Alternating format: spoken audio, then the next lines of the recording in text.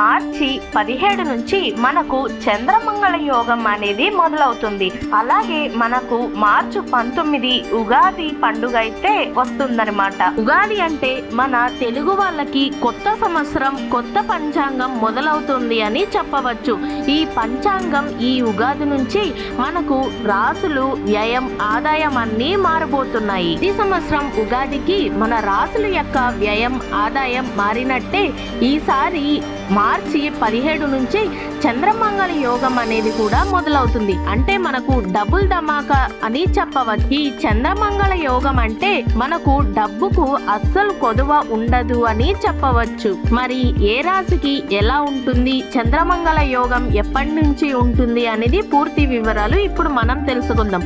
చంద్రమంగళ యోగం అంటే ఏనుగు కుంభస్థలాన్ని కొట్టబోయే మంగళ యోగం అని చెప్పవచ్చు. ఈ చంద్రమంగళ యోగం ఈ నెల అంటే మార్చి 17 నుంచి మనకు మొదలవుతుంది. అంటే చంద్రుడు కుంభరాశిలో సంచారం చేస్తున్నప్పుడు అక్కడ ఉన్న కుజుడితో యుతి చెందడం జరుగుతుంది. ఈ రెండు గ్రహాలు యుతి చెందడాన్ని మనం చంద్రమంగళ యోగం అని చెబుతాము. ఈ చంద్రమంగళ యోగం వల్ల ధన, ధాన్య, సమృద్ధి యోగం అని చెప్పవచ్చు. ఈ రెండు గ్రహాల యుతిని గురువు సమన్వయ దృష్టిలో వీక్షించడం వల్ల ఈ యోగానికి మరింత బలం చేకూరుతుంది అని చెప్పవచ్చు.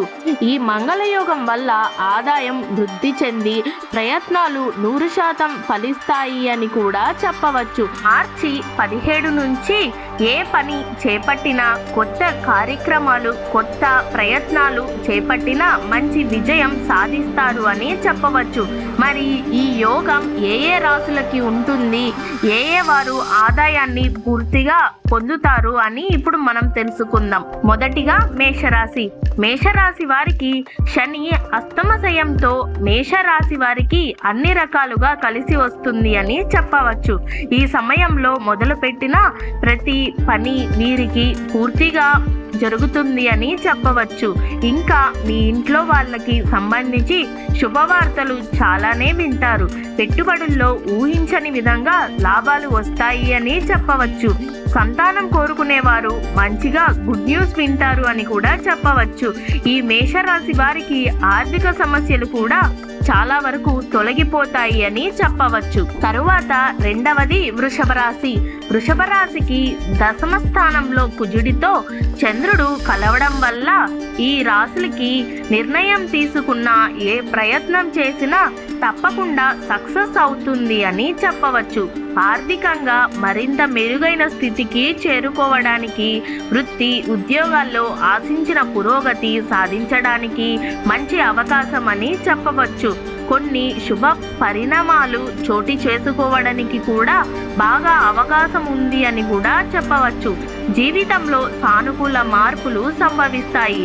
వ్యక్తిగత ఆర్థిక సమస్యలు పూర్తిగా పరిష్కారమయ్యి మానసిక ప్రశాంతత ఈ రాశి వారికి బాగా కలుగుతుంది అని చెప్పవచ్చు. తరువాత మూడవది తులారాశి. ఈ తులారాశి వారికి దశమాధిపతి చంద్రుడు, ధనాధిపతి కుజుడు పంచమ స్థానంలో కలవడం వల్ల ఆదాయం వృద్ధి చెంది ప్రయత్నాలు బాగా సక్సెస్ అవుతాయి అని చెప్పవచ్చు. మనసులోని కోరికల్లో ముఖ్యమైనవి నెరవేరే అవకాశం బాగా కనిపిస్తుంది. వృత్తి ఉద్యోగాలలో అధికార యోగం బాగా పడుతుంది అని చెప్పవచ్చు. జీవితపరంగా ఎటువంటి నిర్ణయం తీసుకున్నా, ఎటువంటి ప్రయత్నం తలపెట్టినా తప్పకుండా నెరవేరుతుంది అని చెప్పవచ్చు. అనారోగ్య సమస్యల నుంచి మంచిగా ఈ రాశి వారికి విముక్తి లభిస్తుంది అని కూడా చెప్పవచ్చు. ముఖ్యమైన వ్యక్తిగత ఆర్థిక సమస్యలు ఈ రాశి వారికి పూర్తిగా పరిష్కారమయ్యి ప్రశాంతంగా ఉంటారు అని చెప్పవచ్చు. తరువాత నాలుగవది వృశ్చిక రాశి. ఈ రాశికి శని అస్తమించడం వలన వృశ్చిక రాశి వారికి మంచిగా ఉంది అని చెప్పవచ్చు. ఉగాది తర్వాత నుంచి వీరి జీవితం పూర్తిగా మారిపోతుంది. వీరు ఎట్టికేళ్లకు అదృష్టం వీరి వెంటే ఉంటుంది. ఇంట్లో వాళ్ళ నుంచి మంచి సపోర్ట్ దొరుకుతుంది అని కూడా చెప్పవచ్చు. అంతేకాకుండా విలాసవంతమైన జీవితం కూడా వీరు గడుపుతారు అని చెప్పవచ్చు. తరువాత ఐదవది మకర రాశి. ఈ రాశికి ధనస్థానంలో కుజుడు చంద్రుల కలయిక జరగడం వల్ల, దాన్ని గురువు వీక్షించడం వల్ల ఆర్థిక అభివృద్ధి ప్రయత్నాలన్నీ విజయం సాధిస్తారు అని చెప్పవచ్చు. ఏ నిర్ణయం తీసుకున్నా, ఏ ప్రయత్నం చేసినా తప్పకుండా ఫలిస్తుంది అని చెప్పవచ్చు. ఉద్యోగం, పెళ్లి ప్రయత్నాలు ఫలించి ఆశించిన విధంగా స్థిరపడడం జరుగుతుంది. విదేశీయానికి అవకాశాలు కనిపిస్తున్నాయి. విదేశీయులకు ఉద్యోగం కోసం చూస్తున్న వారు ప్రయత్నాలు సఫలమవుతాయి. వృత్తి, వ్యాపారాలు 3 పువ్వులు 6 కాయలుగా జరుగుతుంది అని చెప్పవచ్చు. తరువాత చివరిగా కుంభరాశి. ఈ రాశిలో కుజ, చంద్రులు కలవడం వల్ల, దీన్ని ధనస్థానాధిపతి నవమ దృష్టిలో వీక్షించడం వల్ల ఆర్థికంగా జీవితంలో కొన్ని శుభ పరిణామాలు చోటు చేసుకునే అవకాశం చాలా కనిపిస్తూ ఉంది. కొత్త జీవన శైలి అలవాటు పడుతుంది. ఆర్థిక పరిస్థితి బాగా మెరుగుపడుతుంది. అనేక విధాలుగా ఆదాయం కలిసి వస్తుంది అని చెప్పవచ్చు. వృత్తి, ఉద్యోగాల్లో ప్రభావం, ప్రాబల్యం పెరుగుతుంది. నిరుద్యోగులకు, ఉద్యోగులకు విదేశీ ఆఫర్లు బాగానే అందుతాయి. ఆరోగ్యం బాగా మెరుగుపడుతుంది. కుటుంబంలో సుఖ సంతోషాలు వృద్ధి చెంది బాగా వృద్ధిలోకి వస్తారు అని చెప్పవచ్చు. స్వస్తి. ఇక్కడితో 6 రాశులు పూర్తయ్యాయి. ఇప్పుడు ఈ చంద్రమంగళ యోగం వల్ల ఏ రాశికి ఎలా ఉంది, ధనప్రాప్తి ఎలా కలుగుతుంది, ఏంటి అనేది బాగా తెలుసుకున్నారు కదా.